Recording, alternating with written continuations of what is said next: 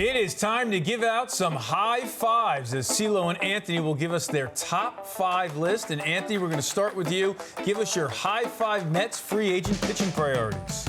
Eamon, let's start in the bullpen, which I think the Mets did not spend enough time on last offseason. And I want them to form a super pen. Edwin Diaz is coming back. Let's bring in Josh Hader as well. I'm going to shoot high here. 0.81 ERA. He's one of the best relief pitchers, if not the best relief pitcher in baseball this season.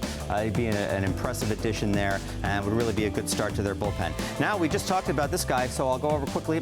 Luis Severino could be a nice back end of the rotation option. It's a little bit of a troll job on my part, too, because I'm trying to get Yankee fans wound up about this, as well as the Met fans who might not like it. The Met fan might be about more wound up than the Yankee Everybody doesn't like it. Jordan Montgomery would be another choice for me, a nice lefty who's really, he's going to be 31 next year, but he's ascending to me. He has really improved his career since he was traded by the Yankees. He's pitching very well for Texas. He could be an option as well. Aaron Nola is another one. He's dependable. He's got thrown more innings than anybody else in baseball since 2018, and he's a real innings eater, so that's something good. And he's got strikeout stuff, pitched very well. He's pitched in big games, which the Mets are hoping to get to as soon as they can. And number one, I think they should go back to Japan and get Yoshinobu Yamamoto, who's going to be a highly coveted free agent and will likely command a long-term deal. So this is a little wrinkle for the Mets here, who would prefer not to get bogged down. But he's only going to be pitching at 25. He just turned 25. He's incredible. A 2-time MVP, I believe, in Japan.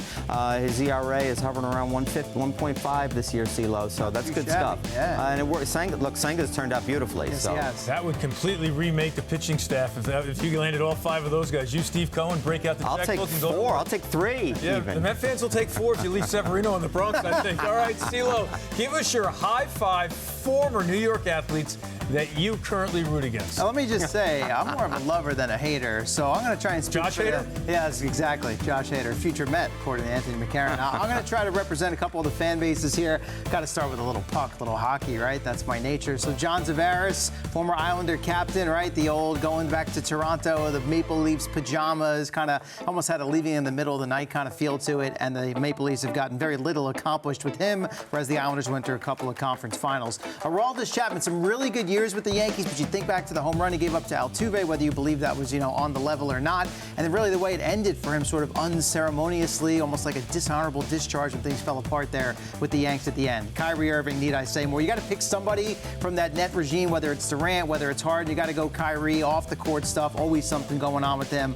The last 2 here, Aaron Hicks became the poster boy for the unhappiness of the Yankee fans, and now that he's playing in the division, come back, the tribute video, all that. And the reason we're even talking about this, Max Scherzer's back in town. Maybe not all his fault, everything that went down with the Mets this year, but he had a lot to say out the doors. And whether it was true or not, I don't know. He says the clubhouse was great.